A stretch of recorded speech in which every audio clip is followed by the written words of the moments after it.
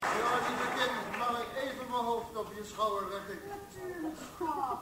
Ik heb iemand nodig om mijn hart bij uit te storten. Nou, dat kan toch. Je vrouw begrijpt je niet. Is dat begrijp me niet, is zwak uitgedrukt. Weet je wat ze gedaan heeft? Hoe heet je eigenlijk? Marcelle. Weet je wat ze gedaan heeft, Marcelle? Ze heeft mijn flinterverzameling in de open haard gegooid. Mijn werk van jaren verbrand. Oh, wat erg lief. Ja, toen heb ik haar geslagen. Oh, niet hard hoor, met zo'n klein broodroostertje. Nou zit ze er blijf op mijn lijfhuis en ik hoop dat ze er blijft. Want weet je wat het is? Weet je wat het is?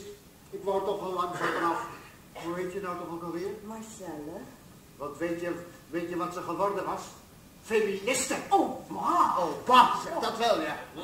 Goedenavond. Oh, kijk, hallo, dag Fred.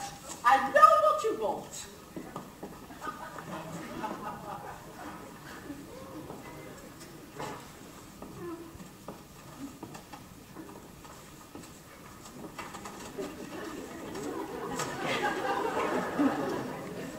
Madeleine. Madame Madeleine. Robert.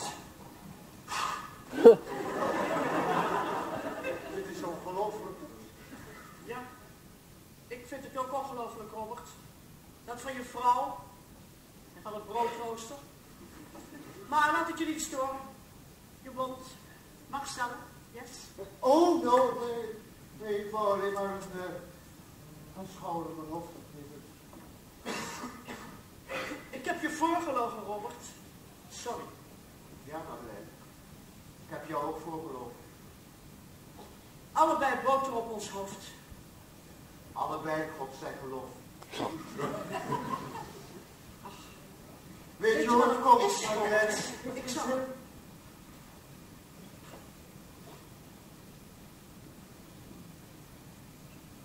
Waarom gaan we niet naar boven?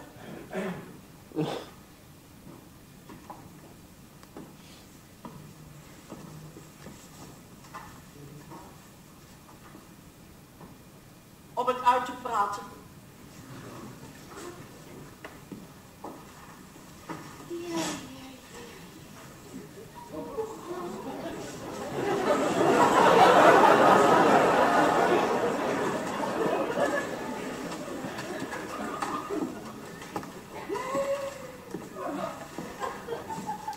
Mr. Carulo.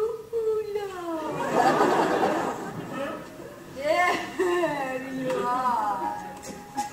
I know what you want, darling. I know exactly what you want.